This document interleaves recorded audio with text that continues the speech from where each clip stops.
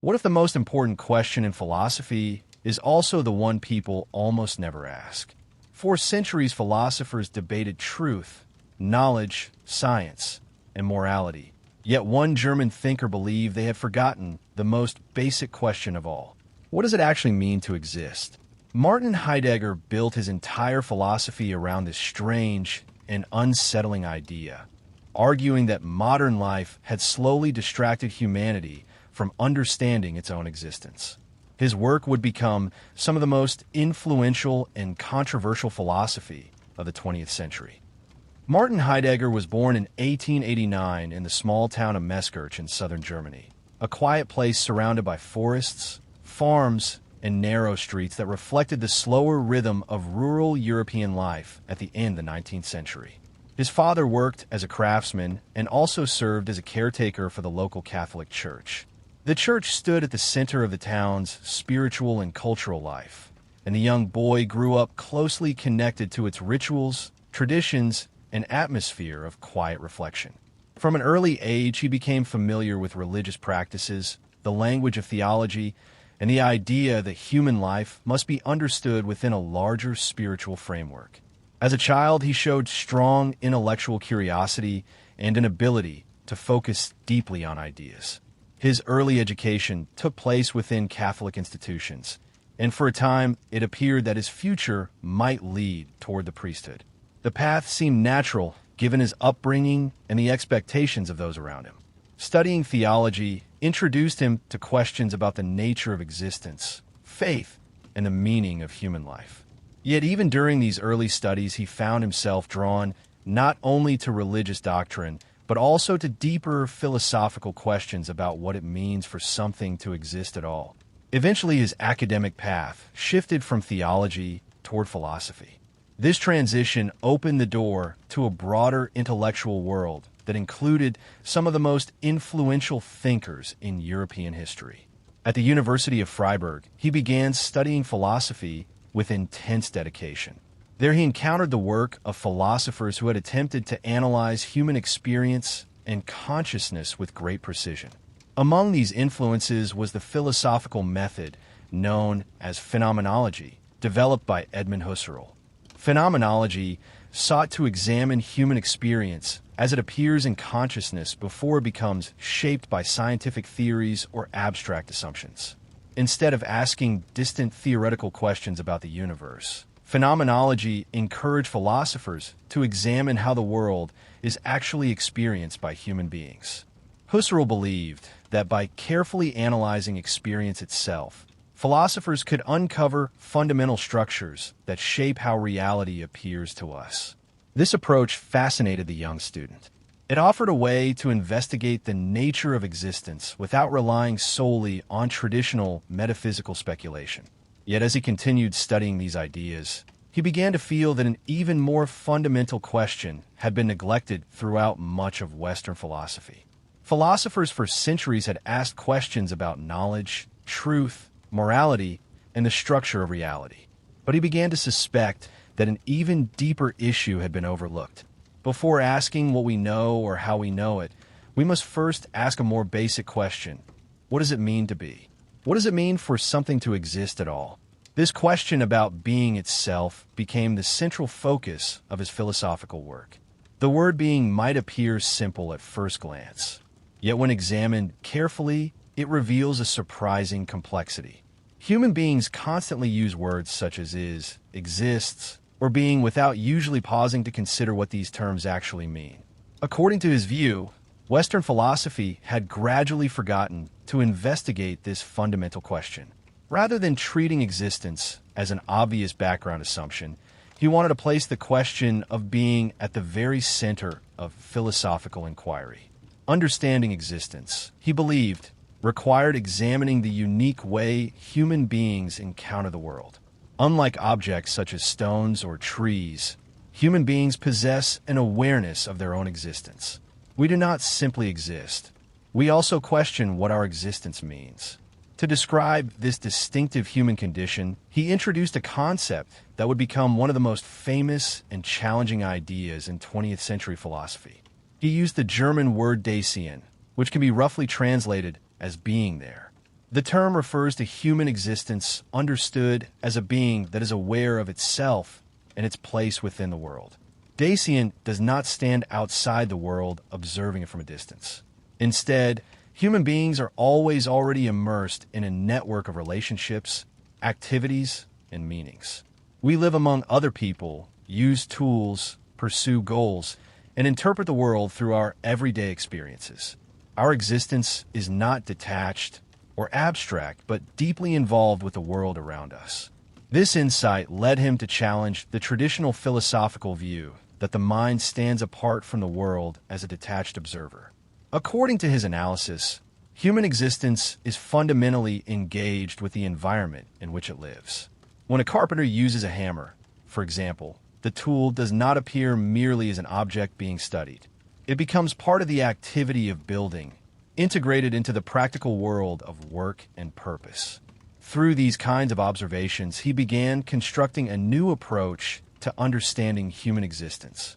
Philosophy, he believed, should not focus only on abstract theories, but must also examine the everyday ways people live, work, and interpret their surroundings. These ideas eventually developed into one of the most influential philosophical works of the 20th century. The book attempted to analyze the structure of human existence in order to reopen the forgotten question of being.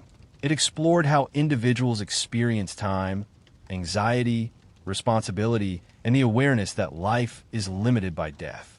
The work was difficult and demanding, yet quickly attracted attention among philosophers because it addressed questions that touched the deepest aspects of human life. Instead of asking only how knowledge is possible, it asked what it means for a human being to exist in the world at all. As his philosophical thinking deepened during his years at the University of Freiburg, the question that increasingly occupied his mind was not simply how people understand the world, but how human existence itself is structured. Philosophy for centuries had focused heavily on knowledge. Thinkers had debated how the mind perceives reality, how truth can be verified, and how certainty might be achieved. Yet he believed that something far more basic had been overlooked. Before human beings can know anything about the world, they must first exist within it. This simple observation led him to place human existence at the center of philosophical inquiry. Rather than treating the human mind as a detached observer analyzing an external world, he argued that human beings are always already involved in the world around them. Life is not experienced from a distance. It unfolds through everyday activities, relationships, and concerns. People wake up each morning already immersed in a world filled with tasks, responsibilities, tools, language, and other individuals. To capture this unique form of existence, he continued developing the concept he called Dasein. The term described the human condition as a being that is aware of its own presence in the world. Human beings do not simply exist like objects or animals. They constantly interpret their own lives and the meaning of the situations they encounter. This reflective quality of existence creates both freedom and anxiety, because individuals must continually decide how to live. Unlike many traditional philosophers who emphasized abstract thinking, he paid close attention to ordinary daily life. Consider how a person interacts with simple tools. When someone uses a hammer while building a structure, the hammer is not experienced as a detached object being studied. Instead, it becomes part of a larger activity. The tool disappears into the background as the person focuses on the task of building. The world appears primarily through practical engagement rather than theoretical observation. This insight challenged the long-standing philosophical assumption that knowledge begins with detached contemplation. Instead, he suggested that human understanding arises from active involvement in the world. People first encounter things as useful or meaningful within their activities, and only later might step back to analyze them as objects. Through this approach, he attempted to reveal the deeper structure of human existence. Everyday life often feels familiar and obvious, yet beneath this familiarity lie fundamental features that shape how individuals experience the world. One of these features is what he described as being thrown into existence. None of us choose the time or place in which we are born. We find ourselves already living within particular languages, cultures, families, and historical circumstances. This condition means that human life always begins within a situation that was not freely chosen. Each individual must navigate a world shaped by traditions, expectations, and social structures that existed long before their birth. Yet within these circumstances, people still possess the ability to make choices about how they will live. Another important aspect of his analysis concerned the role of society in shaping everyday behavior. Much of human life is guided by social conventions that individuals follow without much reflection. People adopt common opinions, habits, and ways of speaking simply because these patterns are widely accepted within their communities. According to his view, this everyday conformity often leads individuals away from fully confronting their own existence. In ordinary social life, it is easy to lose oneself within what he described as the anonymous expectations of the crowd. People may follow popular opinions, pursue goals defined by society, and avoid questioning whether these paths truly reflect their own authentic possibilities. Life can pass in a comfortable routine where individuals rarely pause to reflect deeply on what their existence means. Yet he believed there are moments when this comfortable routine is interrupted. Certain experiences can suddenly reveal the deeper reality of human existence. One of these experiences is anxiety. Unlike ordinary fear, which has a clear object such as danger or physical threat, existential anxiety arises when individuals become aware of the uncertainty and openness of their own lives. In such moments, the familiar structures of everyday life begin to feel unstable. Social roles and routines that once seemed obvious may suddenly appear arbitrary or empty. Anxiety reveals that human beings are not fixed objects following predetermined paths. Instead, they exist within a field of possibilities where choices must constantly be made. This realization leads directly to one of the most powerful themes in his philosophy, the idea of authenticity. To live authentically does not mean achieving perfection or moral purity. Rather, it involves recognizing the freedom and responsibility inherent in human existence. Instead of simply following the expectations of society, individuals must confront the reality that their lives are shaped by the decisions they make. Central to this confrontation is the awareness of mortality. Human beings know that their lives are finite. Death is not merely an event that happens at the end of life, but a constant possibility that shapes the meaning of existence. Recognizing that life is limited can bring a new seriousness to the choices individuals make. When people avoid thinking about mortality, they may drift through life following social conventions without questioning them. But when the reality of death becomes clear, the urgency of living authentically emerges. Time is limited, and each person must decide how that time will be used. These ideas formed the foundation of the major philosophical work that established his reputation across Europe. The book attempted to analyze human existence in a systematic way, while returning philosophy to the forgotten question of what it means to be. Although the text was famously difficult to read, its influence quickly spread among philosophers who recognized the depth of its challenge to traditional thinking. By shifting attention away from abstract theories of knowledge and toward the lived experience of existence, he opened a new direction in philosophy that would later inspire existentialism and many other movements in 20th century thought. As his ideas continued to spread through universities across Germany and beyond, his reputation as a philosopher grew rapidly. The publication of his major work had introduced a completely new way of thinking about human existence, and many younger scholars were fascinated by the depth and originality of the questions he raised. Students traveled from different parts of Europe hoping to attend his lectures, which quickly gained a reputation for their unusual intensity. Those who sat in his classroom often noticed that his lectures did not resemble ordinary academic presentations. Instead of simply explaining established theories, he approached philosophical questions as living problems that demanded careful thought. He would often speak slowly, sometimes pausing for long moments of silence, while searching for the exact words needed to express an idea. For him, philosophy required patience and attention. Words had to be used carefully because language itself shaped how people understood existence. The university where he taught, Freiburg, became an important center for philosophical discussion during these years. Scholars and students debated questions about human existence, freedom, and the nature of truth. Many were drawn to his work because it seemed to address problems that felt deeply personal rather than purely academic. Instead of focusing only on logical arguments, his philosophy explored anxiety, mortality, responsibility, and the search for authenticity within human life. At the same time, Europe during the late 1920s and early 1930s was entering a period of severe political and social upheaval. The First World War had left the continent economically damaged and politically unstable. In Germany, the collapse of the old imperial government had created a fragile democratic system that struggled to cope with economic crisis and social unrest.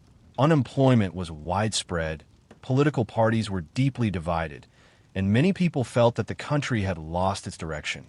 Within this atmosphere of uncertainty, radical political movements began gaining influence. Nationalist groups promised to restore strength and unity, while others offered revolutionary alternatives to the existing system. Intellectuals across Germany were forced to confront difficult questions about the relationship between philosophy, politics, and society. During this time, his own involvement with political developments became one of the most controversial aspects of his life. In 1933, he accepted the position of rector at the University of Freiburg, a leadership role within the institution. At that same moment, a powerful political movement had taken control of the German government, promising national revival, but also introducing increasingly authoritarian policies. His decision to cooperate with the new political authorities has remained one of the most debated chapters in the history of modern philosophy. Some believed he hoped to guide the university system toward a deeper intellectual renewal, while critics argued that his actions demonstrated a dangerous willingness to align philosophy with political power. Speeches he delivered during this period contained language that appeared supportive of the government's ambitions, which later generated intense criticism. The experience did not last long. Within a year, he stepped down from the rector position and gradually withdrew from direct political involvement. Yet the association with that moment in German history left a shadow that would follow his reputation for the rest of his life.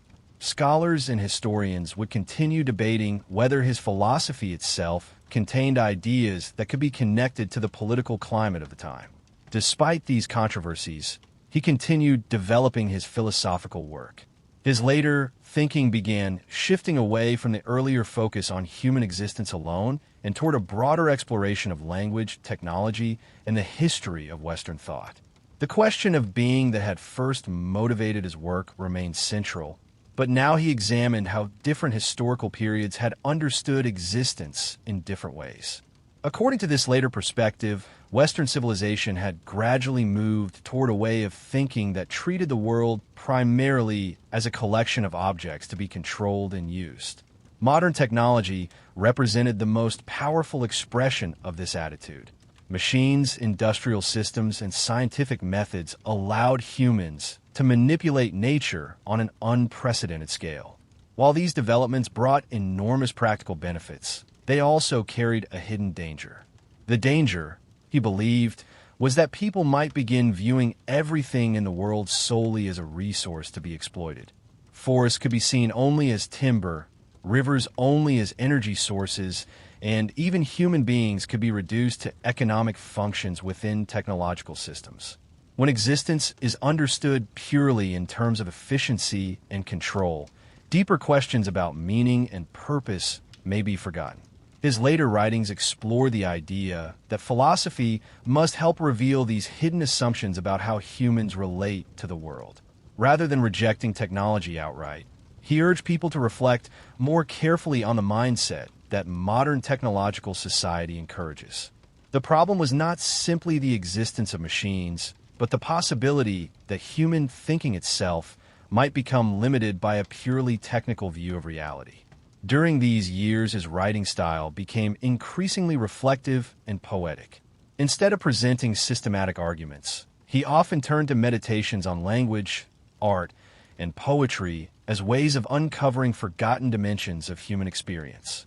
He believed that poetry and thoughtful language could reveal aspects of existence that ordinary technological thinking overlooked. By examining how language shapes human understanding, he hoped to reopen the deeper philosophical question that had originally inspired his work. What does it truly mean for something to be? This question, he believed, had been gradually forgotten within the history of Western philosophy, yet recovering it remained essential for understanding humanity's place in the modern world. As the Second World War unfolded and eventually came to an end, Europe emerged from the conflict deeply transformed. Cities lay in ruins, millions of lives had been lost, and the political landscape of the continent had changed dramatically. In Germany, universities and intellectual institutions faced intense scrutiny as the world attempted to understand how such a devastating conflict had taken place. Many thinkers were forced to confront the complicated relationship between philosophy, politics, and responsibility. For him, the years following the war became a period of relative withdrawal from public academic life. Because of his earlier association with the political authorities of the 1930s, he was temporarily prohibited from teaching at the university.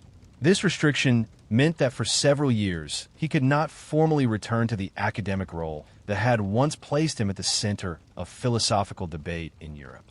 During this time, he lived a quieter life, spending long periods reflecting and writing while remaining largely removed from public intellectual circles. The isolation allowed him to continue developing the philosophical themes that had begun to shape his later work. Although the controversies surrounding his earlier political involvement remained unresolved, his intellectual curiosity did not fade. Instead, his thinking gradually moved in new directions that explored the deeper relationship between human beings, language, and the unfolding of history. One of the central concerns of his later philosophy involved the way modern society understands the world through technology. Technology had transformed human life at an extraordinary pace during the 20th century. Machines powered factories, automobiles reshaped cities, electricity illuminated homes, and scientific discoveries opened new possibilities for communication and industry. These developments often appeared to represent the triumph of human intelligence and progress. Yet he believed that something more subtle was happening beneath the surface of this technological expansion. Technology was not merely a collection of tools or machines. It also represented a particular way of seeing the world. When people approach reality through a purely technological perspective, they begin viewing everything around them primarily in terms of usefulness and control. In this mindset, nature appears less as a living environment and more as a system of resources waiting to be extracted. Forests become timber reserves, rivers become sources of electrical power, and land becomes territory to be organized and managed. Even human beings may be viewed primarily in terms of productivity, efficiency, and economic value. According to his analysis, this technological way of thinking could gradually narrow humanity's relationship with existence itself. When everything is interpreted only through the language of calculation and efficiency, deeper questions about meaning, purpose, and human experience may disappear from view. The danger was not simply that machines might dominate society, but that human thinking itself could become limited by this framework. He believed that philosophy had an important role to play in revealing these hidden patterns of thought. By examining how people understand the world, philosophy could help open new ways of seeing existence beyond purely technical perspectives. This effort required careful attention to language, because language shapes how reality appears to human understanding. During these later years, he increasingly turned toward poetry and literature as sources of philosophical insight. Poets, he believed, often captured aspects of human experience that ordinary technical language failed to express. Through poetic language, the world could appear once again as something meaningful rather than simply functional. These reflections represented a continuation of the central question that had guided his thinking since his early philosophical work. The question of being remained at the heart of everything he wrote. Instead of assuming that existence was obvious and easily understood, he believed that modern civilization had gradually forgotten how to ask this question in a meaningful way. Recovering the question of being did not mean returning to ancient philosophical doctrines. Rather, it required learning how to listen more carefully to the ways human beings experience the world through language, art, and reflection. Philosophy, in this sense, was not a technical science that produced final answers. It was an ongoing attempt to uncover the deeper structures that shape human understanding. In the years after the war, he eventually returned to teaching for a period of time, although his public appearances remained relatively limited compared with earlier decades. Students and scholars continued visiting him to discuss philosophical questions, recognizing that his work had fundamentally changed the direction of 20th century thought. His influence extended far beyond Germany. Philosophers across Europe and America began exploring the implications of his ideas for fields ranging from existentialism and hermeneutics to literary theory and cultural criticism. Thinkers interested in human freedom, language, and the interpretation of meaning often found inspiration in his attempt to reopen the question of existence itself. Martin Heidegger died in 1976 at the age of 86. By the time of his death, he had become one of the most influential and controversial philosophers of the modern era. His work challenged many of the assumptions that had guided Western philosophy for centuries, urging thinkers to reconsider the most basic question of all: what does it mean to be? The intellectual journey that began in a small rural town had eventually reshaped the landscape of modern philosophy. By insisting that philosophy must confront the question of existence itself, he forced later generations of thinkers to reconsider how human beings understand their place in the world. Even today, his ideas continue to provoke discussion, debate, and reflection. Some readers approach his work seeking insight into the nature of human existence, while others continue examining the complicated relationship between philosophy, history, and political responsibility. Yet regardless of these debates, his work remains a powerful reminder that the deepest philosophical questions often arise from the simplest words we use every day. To ask what it means for something to be may appear like a small question at first. Yet for him, it was the question that lay quietly beneath all others, waiting to be rediscovered.